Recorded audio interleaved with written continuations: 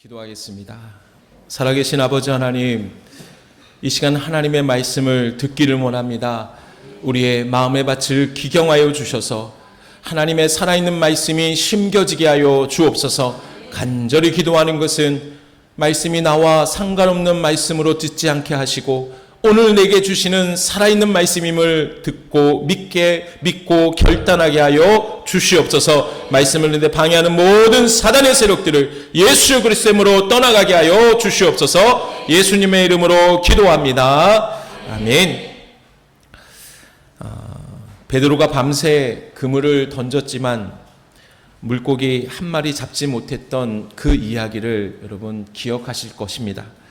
지친 그에게 예수님이 나타나셨습니다. 깊은 데로 그물을 내리라. 어부였던 베드로의 그 경험으로는 이해할 수 없는 말씀이었어요. 그러나 그가 무엇이라 말합니까? 말씀에 의지하여 그물을 내립니다. 그렇게 순종했습니다. 그 결과 그물이 찢어질 만큼 많은 물고기를 잡게 되었습니다. 여러분, 이처럼 하나님의 말씀은 단순한 옛 이야기가 아닙니다. 베드로의 삶에 역사하셨던 그 말씀이 오늘 우리의 삶에도 동일하게 역사하십니다. 오늘 선포되는 말씀을 하나님께서 지금 내게 주시는 살아있는 말씀, 그것으로 믿고 말씀을 들으시기를 바랍니다. 그 말씀에 순종할 때 우리 삶에도 하나님의 놀라운 역사가 일어나게 될 줄로 믿습니다. 올해 초 뉴스에 크게 보도되었던 좀 안타깝지만 남일 같지 않은 하나의 이야기를 소개해 드리겠습니다. 독일에 사는 스테판 토마스라는 사람 이야기입니다. 이 사람은 아주 오래전 가상화폐인 비트코인이 처음 나왔을 때 어떤 영상을 만들어주고 그 대가로 비트코인을 받았습니다. 그때는 아주 적은 돈이었지만 지금 가치로는 무려 수천억 원에 달하는 높은 금액이었죠. 어마어마한 돈이 되었습니다. 스테판은 그 소중한 비트코인을 아주 튼튼한 금고 같은 메모리 저장 장치, 즉 USB에 잘 보관해 두었습니다. 그런데 큰일이 났어요. 그 USB 비밀번호를 기록한 종이가 그만 사라지고 말았던 것이죠. 그러면 비밀번호를 기억해내서 입력하면 되지라고 생각하지만 안타깝게도 그 머릿속에 남은 비밀번호까지도 그 기억을 잃어버리고 말았습니다. 근데 중요한 것은 이 USB는 딱 10번만 비밀번호가 틀릴 수 있도록 허용해 두었어요. 지금까지 몇 번 틀렸을까요? 정답이 나오지 않아 제 마음은 너무 기쁩니다. 몇 번일까요? 8번입니다. 이제 몇 분 남았어요? 지금 뭐 하고 있을까요, 이 사람? 누르지 못하고 있습니다. 그리고 기다리고 있어요. 무엇을? 이 비밀번호를, 모르는 비밀번호를 알 수 있는 프로그램이 개발될 때까지 기다리고 있습니다. 여러분, 수천억 원이라는 엄청난 돈이 스테판 그 손안에 있습니다. 누구 거예요? 분명 그 사람 거예요. 그런데 한 푼도 쓸 수가 없어요. 그저 바라만 보고 속이 타들어갑니다. 이유가 무엇입니까? 단 하나, 기억을 잃어버렸기 때문입니다. 그 비밀번호를 기억하지 못해서 엄청난 돈을 눈앞에 두고도 아무것도 누리지 못하고 있습니다. 여러분, 우리도 가끔 휴대폰 비밀번호나 통장 비밀번호를 까먹고 답답해야 할 때가 있지 않습니까? 내 통장이고 내 계정인데 기억을 못하니까 사용할 수가 없어요. 거기에 들어갈 수도 없어요. 이처럼 무언가를 잊어버린다라는 것은 큰 손해와 답답함을 가져옵니다. 근데 여러분, 만약 돈이나 비밀번호를 잊어버린 정도가 아니라면 어떨까요? 돈을 잃는 것과는 비교할 수 없는 내가 누구인지조차 알지 못하는 완전히 잃어버린 너무나도 그런 슬픈 상황에 처하면 어떨까요? 이런 사람들이 오늘 본문에 등장하고 있습니다. 도대체 이들은 누구일까요? 어쩌다가 그 엄청난 복을 손에 쥐고서도 그토록 중요한 사실을 잊어버리고 만 것일까요? 오늘 우리가 읽은 사사기의 배경은 겉으로 보기에는 이스라엘 역사상 최고의 황금기고 축복의 절정입니다. 길고 길었던 40년간의 그 척박한 광야 생활이 끝났어요. 여호수아의 인도 아래 이스라엘은 마침내 하나님 약속하신 젖과 꿀이 흐르는 어디? 가나안에 정착했습니다. 이제는 광야에서 언제 거둘지 모르는 천막, 텐트가 아니라 튼튼한 집이 생겼어요. 풍성한 곡식과 열매를 거두게 되었습니다. 그런데 바로 이 놀라운 축복의 한복판에서 성경은 이스라엘 역사상 가장 뼈아픈 비극을 선언하고 있습니다. 본문 10절을 같이 읽어볼까요? 시작!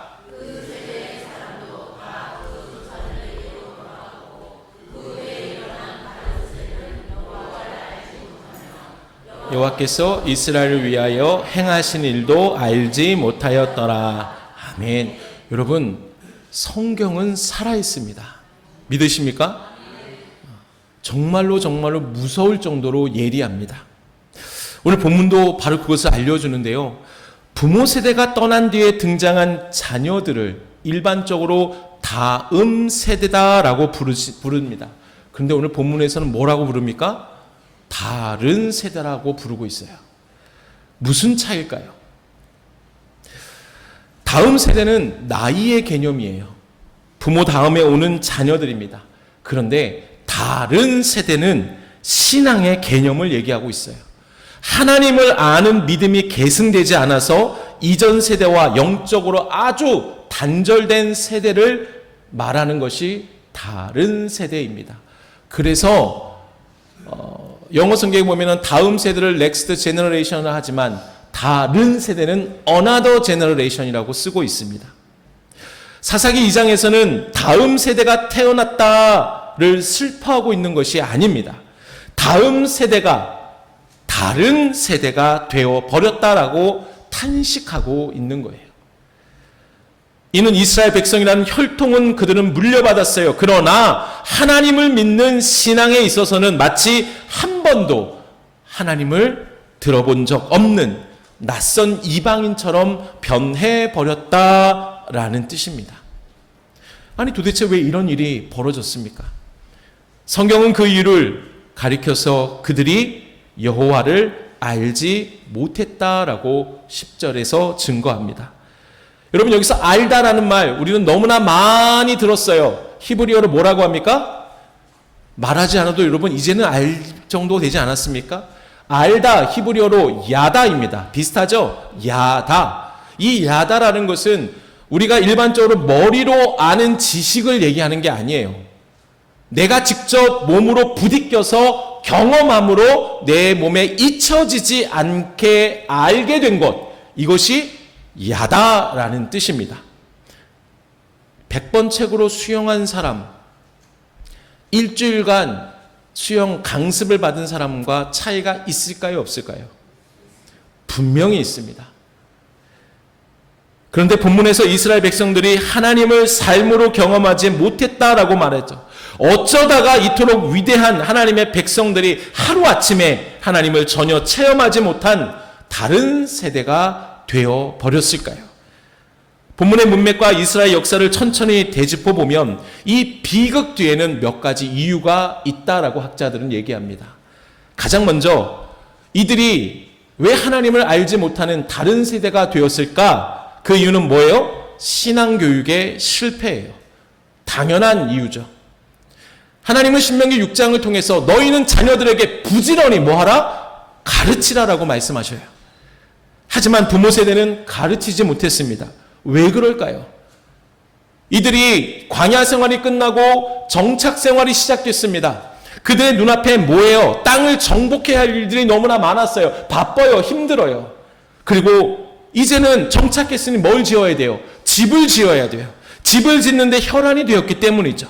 정작 가장 중요한 신앙을 전수하는 일은 뒤로 미뤄졌던 겁니다. 신앙은 기억하세요. 신앙은 자동으로 유전되지 않아요. 당연히 부모의 믿음은 자녀에게 상속되지 않습니다.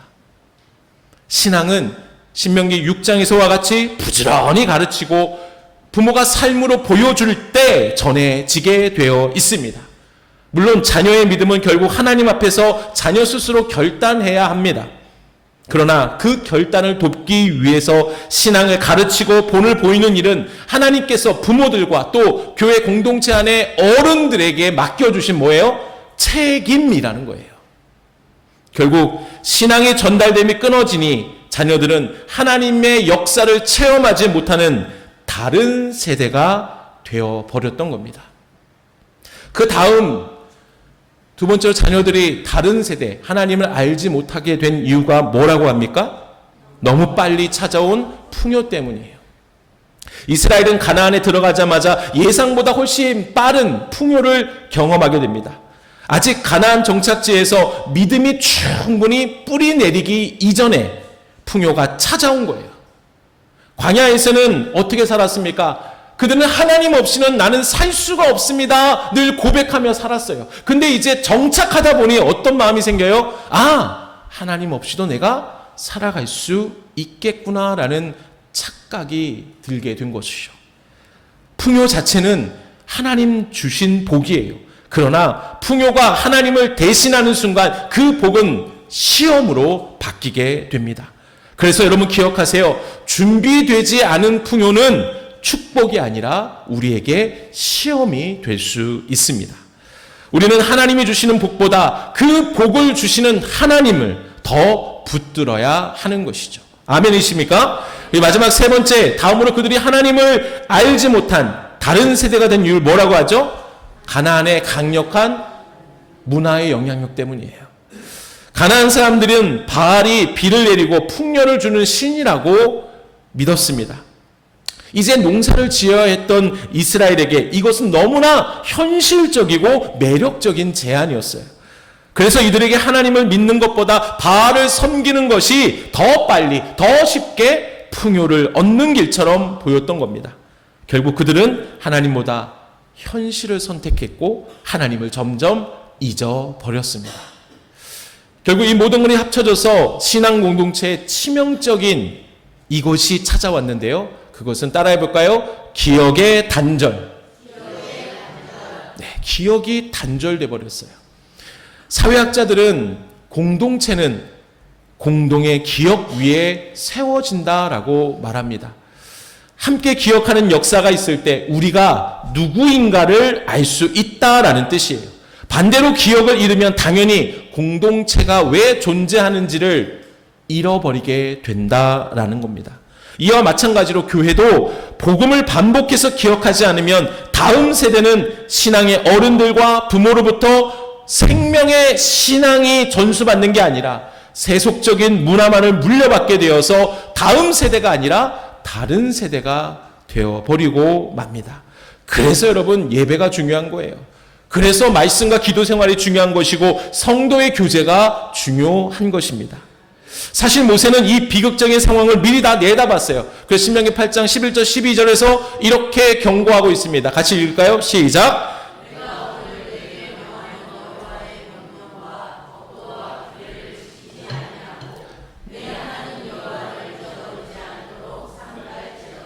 내가 먹어서 배부르고 아름다운 집을 짓고 거주하게 되며. 아멘. 모세의 경고를 보세요. 백성들이 가난하고 힘들 때 여호와를 잊어버렸다라고 하지 않아요.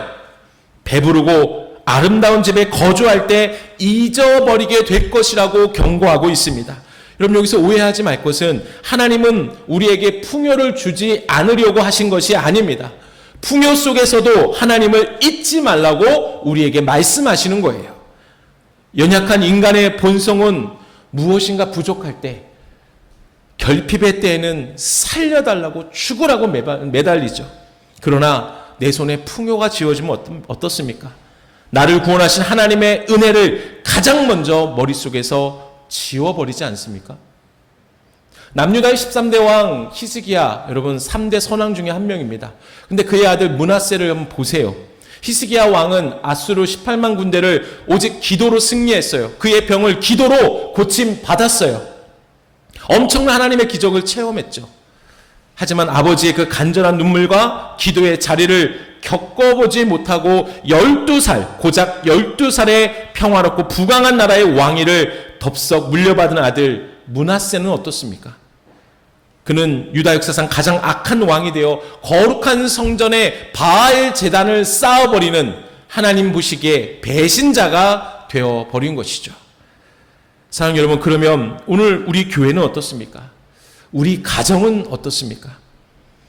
우리는 주일학교 학생들 또 자녀들에게 어떤 세상적인 스펙과 편안함을 물려주기 위해서는 나의 모든 것을 희생할 수 있습니다. 그런데 정작 하나님의 은혜를 기억하게 하는 신앙의 전수, 신앙의 전달은 대학 입시 뒤로, 취업 뒤로 미루고 있지 않습니까? 신앙은 머릿속에 성경 정보를 채우는 것이 아니에요. 하나님의 은혜를 오늘 내 삶의 현장에서, 교회에서, 우리 집 식탁에서 계속해서 기억하고 나누는 것입니다. 매일의 삶 속에서 하나님의 역사를 의도적으로 기억해내는 이 거룩한 영적 싸움을 멈추지 마시기를 바랍니다. 주님의 이름으로 축원합니다. 절대로 다음 세대를 다른 세대로 만들지 마시기 바랍니다. 계속해서 말씀 보면요, 이렇게 하나님의 은혜를 잊어버리고 기억이 단절되니까 어떤 결과가 오는지 아십니까? 그 결과 너무나 참혹합니다. 오늘 본문 11절과 12절을 보면 그들은 여호와의 목전에서 악을 행하여 바알을 섬겼고 애굽 땅에서 인도하여 내신 조상들의 하나님을 버렸다라고 증거하고 있습니다. 우리 12절 상반부를 같이 한번 읽어보겠습니다. 제가 읽어드리겠습니다. 애굽 땅에서 그들을 인도하여 내신 그들의 조상들의 하나님 여호와를 버리고, 아멘. 여러분, 여호와를 버렸다라는 것, 이것이 무슨 뜻인지 아세요? 이 버리다라는 말을 구약 성경으로 원어로 아자브를 사용하고 있습니다. 아자브. 이 단어는 내가 가진 그 무엇을 버린다, 내가 그냥 내 손에 있는 휴지를 쓰레기통에 버린다, 이런 뜻이 아닙니다. 내가 그 누군가와 맺었던 언약을 찢어버리는 것, 곧 하나님과의 관계를 적극적으로 끊어버리는 배신, 이것을 의미하는 단어가 아자브, 버리다라는 뜻입니다. 여러분, 이처럼 하나님을 잊어 다른 세대가 된 백성들이 바알을 섬겼습니다. 하나님을 버린 그 모습 가운데 우리는 뼈아픈 진리를 하나 발견하게 되는데, 여러분 잘 들어주셨으면 좋겠어요. 성경이 말하는 버림은 결코 중립이 아니다라는 사실이에요. 말이 어렵죠? 오늘 본문을 다시 보면 그들은 하나님을 버리고 바알을 따랐다라고 기록합니다. 여러분, 요즘 상에서 보면 나 이제 교회 다니지 않아, 나는 이제 무교로 살 겁니다. 무교가 뭐예요? 여기 종교도 다니지 않고 여기 종교도 다니지 않는, 나는 중립 상태입니다 라고 말하죠. 근데 이런 버린다라는 것은 이런 종교적인 중립을 얘기하는 게 아니라는 거예요. 성경은 하나님을 버렸더니 마음이 텅 빈 채로 가만히 있었다고 말하지 않고 그들이 바알을 섬겼다고 오늘 말씀에서 기록하죠. 이게 무슨 뜻이냐? 이 말씀의 근거가 뭐냐? 이사야 43장 7절에 보면 내 영광을 위하여 만든 창조한 이들을 불러라 라고 말씀하시죠. 이 말씀의 근거를 보면 하나님은 사람을 창조하시는데 그 사람을 어떤 목적으로 창조하셨다고요? 그 무엇을 예배하기 위한 목적으로 사람을 창조하셨다라는 겁니다. 이해가 되십니까? 이해가 안 되세요? 다시 한번 말씀드릴게요. 하나님은 이사야서에 보면 내가 내 영광을 위하여 창조한 자를 오게 하라라고 말씀하세요. 내 영광을 위한 것이 뭐예요? 예배예요. 사람은 하나님을 예배하는데 창조된 창조물이라는 것이죠. 그러면 내가 하나님을 예배하지 않으면 내 마음속에 뭐가 생겨요? 다른 그 무언가를 예배하기 위해서 그 다른 무언가를 찾아다닌다라는 거예요. 그게 뭘까요? 우상이라는 거죠.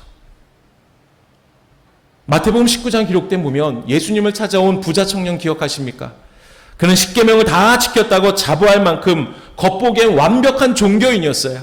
그러나 예수님께서 너의 소유를 팔아 가난한 자에게 다 나눠주라 라고 말씀하실 때 어떡합니까? 그는 근심하고 돌아갔더라.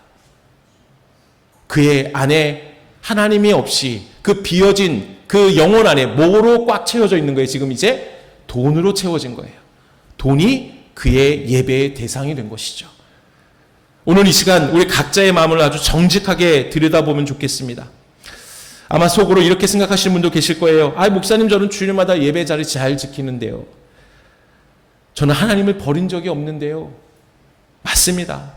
우리는 이스라엘 백성들처럼 눈에 보이는 금송아지나 바알 신상을 만들어 절하지 않아요. 그렇다고 저기 절에 가지도 않고 그렇지 않잖아요. 여기 다 와 계시잖아요. 하지만 사사기 말씀이 보여주는 무서운 진실이 무엇입니까? 하나님을 버리는 일은 어느 날 갑자기 난 이제부터 하나님을 안 믿을 거야 라고 굳게 결심하는 데부터 시작되는 것이 아니다라고 말씀하는 거예요. 그것은 아주 작은 잊어버림에서부터 시작된다라는 거예요. 여러분, 내 삶에 베풀어 주신 하나님의 은혜를 하루 잊어버려요. 이틀 잊어버려요. 나를 살리신 십자가의 사랑을 바쁜 일상 속에서 까맣게 잊고 살다 보니까 그 결과가 어떻게 될까요? 우리 마음속에 불안함이 찾아옵니다. 우리 영혼에 공허함이 생겨요. 내 마음 중심에 하나님으로 꽉 채워져 있어야 할 자리가 텅 비워졌기 때문이죠. 그러면 우리는 살기 위해서 그 불안함을 달래기 위해서 내 눈앞에 보이는 다른 것들을 자꾸만 꽉 붙잡게 됩니다. 하나님의 은혜가 기억나지 않으니 당장 돈이 있어야만 살 것 같아서 돈을 꽉 붙잡습니다. 하나님의 사랑이 생생하게 느껴지지 않으니까 세상 사람들의 인정과 성공에 내 인생을 걸어버립니다. 내 미래와 우리 가정을 하나님이 지켜주신다는 사실을 잊어버리니 다른 것에 모든 것을 걸어버리고 맙니다. 사랑하는 여러분, 이제 우리가 말씀을 듣고 좀 결단했으면 좋겠어요. 오늘 사사기 말씀은 우리에게 아주 분명하고도 정확하게 말씀해 주십니다. 하나님의 은혜를 잊어버리면 결국 하나님을 알지 못하는 하나님을 알지 못하는 자녀들이 다른 세대가 되고 또 내 영혼의 빈 공간을 채우기 위해 세상의 헛된 우상들을 우리의 삶의 주인으로 삼게 된다는 뼈아픈 공식입니다. 신앙의 세계에서 잊어버림은 곧 버리게 된다라는 거예요. 즉 하나님을 버리는 일은 어느 날 갑자기 시작되는 게 아니에요. 작은 잊음이 쌓이고 쌓여서 결국 하나님을 떠나게 버리게 만들어 버린다는 거예요. 그러면 여러분, 우리 비극의 고리를 끊어내고 생명의 길로 돌이키기 위해선 오늘 무엇을 결단해야 할까요? 가장 먼저 이게 뒤로 가 있네요. 자, 가장 먼저 시작.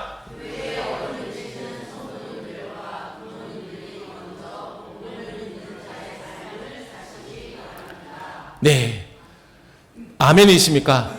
복음을 아는 자의 삶이 아니라 복음을 믿는 자의 삶을 살아야 되는 거예요. 복음을 믿는 자의 삶이 무엇입니까? 로마서 6장 5절 같이 읽어볼까요? 시작. 만일 우리가 그의 죽으심과 같은 모양으로 연합한 자가 되었으면 또한 그의 부활과 같은 모양으로 연합한 자도 되리라. 아멘. 여기서 분명히 증거하는 복음을 믿는 자의 삶은 곧 그의 죽으심, 즉 십자가와 연합하는 삶을 얘기하는 거예요. 또한 그의 부활과 연합하는 삶, 이것이 곧 복음을 믿는 자의 삶이다라고 바울은 얘기합니다. 그러면 십자가와 부활을 연합하는 삶은 어떤 삶이에요? 2000년 전 골고다 언덕에서 일어난 예수님의 그 십자가와 부활이 그저 역사책에 나오는 과거의 사건으로 끝나는 것이 아니라 오늘날 나의 진짜 현실이 되는 것을 말하는 겁니다. 그래서 십자가에 연합한다라는 것은 가나안의 풍요와 세상의 우상, 오늘날 돈과 성공과 나의 자존심을 끊임없이 갈망하던 나의 타락한 옛 자아, 예수님과 함께 십자가에서 완전히 죽었음을 날마다 선포하는 삶, 나의 잘못된 옛 자아를 십자가에 못 박는 삶, 이것이 바로 십자가와 연합하는 삶이라는 겁니다. 그리고 부활에 연합한다는 것은 이제 내 힘과 내 고집으로 사는 것이 아니라 내 안에 살아가신 예수 그리스도의 그 생명과 은혜로 새로운 삶을 살아가는 삶, 이것을 뜻하는 거예요. 내 삶의 주인을 예수님으로 모시는 겁니다. 그렇습니다. 하나님의 은혜를 잊지 않는 삶은 단순히 머리로 계속 더듬더듬 기억하는 그것이 아니에요. 매일의 삶 속에서 나는 죽고 예수로 사는 삶, 이 십자가와 부활의 연합이 일어날 때 비로소 가능하게 됩니다. 그러기에 여러분 삶의 순간순간마다 불쑥불쑥 솟아나는 옛자의 욕망과 내가 원하는 대로 살기 원하는 내 인생의 운전대를 내가 잡으려고 하는 그런 옛자, 그 모든 것을 십자가 앞에서 다 못 박으시기를 바랍니다. 그리고 부활의 주님이 오늘 하루 매일의 삶 속에서 내 생각과 우리 가정, 교회의 진짜 주인이 되시도록 여러분의 중심의 자리를 하나님께 내어드리시기 바랍니다.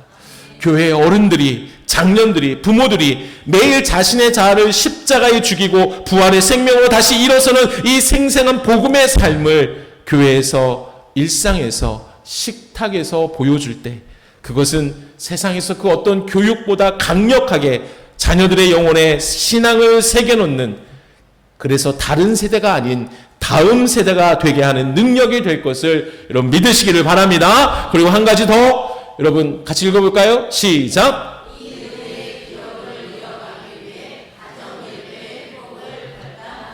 아멘. 여러분 여호수아가 가나안 땅에 들어간 이스라엘 백성들을 향해 마지막으로 피를 토하며 말한 것이 무엇이에요? 여호수아서 24장 한번 읽어볼까요? 시작. 오직 나와 내 집은 여호와를 섬기겠노라. 아멘. 오늘 우리 교회는 여호수아와 같은 심정으로 아주 중요한 영적 결단을 하려 합니다. 매일 모여서 길고 거창하게 예배 드리자는 것이 아닙니다. 여러분 일주일에 딱 한 번 온 가족이 모여서 예배했으면 좋겠습니다. 예배했으면 좋겠습니다. 자꾸만 NG 내시겠습니까? 하나님의 은혜를 기억하고 나누는 그 거룩한 시간을 내어서 예배하자라는 거예요. 오랫동안 쉬었고 또 처음이라 어떻게 시작해야 할지 막막한 성도님들 계시죠? 그래서 여러분 주보에 친절하게 준비해 두었습니다. 주보를 한번 펼쳐보세요. 오른쪽에 보시면 그 안에 오른쪽에 보면 뭐가 있습니까? 풍성한 교회 가정예배 순서지라고 2026년 7월 19일 날짜까지 정확하게 해놨죠? 더 이상 핑계대지 못하도록 모든 걸 준비해 두었습니다. 그대로 읽으세요. 가정예배소 내용은 주일 설교 내용 그대로 한 거예요. 그러니까 내용도 좀 더 이해하실 거예요. 언제까지? 8월까지 하자고요. 천천히 하나씩 해보자고요. 7월, 8월 구역예배 없어서 너무나 가슴 아파하셨죠? 예배 모임이 없어서 너무나 가슴 아파하셨죠? 다 알고 있어요. 그래서 여러분의 아픔을 알고 있기 때문에 이젠 가정에서 좀 예배하자, 여러분의 아픔을 위로해드리기 위해 만들었습니다. 여러분 온 가족이 식탁에 둘러앉아 한 주간 베풀어 주신 하나님의 은혜를 기억해야 돼요. 하나님을 버린다라는 것은 순간적으로 일어나는 게 아니라 작은 잊음에서부터 시작된다라는 것을 여러분 잊지 마세요. 그러니 우리는 어떻게 해야 돼요? 계속 기억해내야 돼요. 복음의 삶을 기억해내야 돼요. 하나님의 은혜를 기억해내야 돼요. 그 은혜를 나눠야 돼요. 어디서? 가정에서 하셔야 돼요. 착각하지 마세요, 여러분. 교회가 학생들, 우리 자녀들을 신앙을 지켜주겠다라고 착각하지 마세요. 아이들의 신앙은 가정에서 이루어져요. 가정에서 이루어져요. 그러니 아이들의 신앙을 위해서라면 여러분 가정 예배를 꼭 실천하시기를 바랍니다. 우리가 이 생명의 기억을 잃지 않고 가정마다 은혜의 그 우물을 계속해서 깊이 파고 내려갈 때 우리의 자녀들은 하나님을 모르는 가슴 아픈 다른 세대가 아니라 우리의 자녀들은 더 이상 하나님과 떨어지는, 하나님을 버리는 다른 세대가 아니라 생생하게 하나님을 체험하고 세상을 넉넉히 이기는 다음 세대로 든든히 세워질 것을 분명히 믿습니다. 이 놀라운 은혜가 우리 교회 위에, 우리 모든 성도님의 가정 위에 충만하시기를 주님의 이름으로 축원합니다.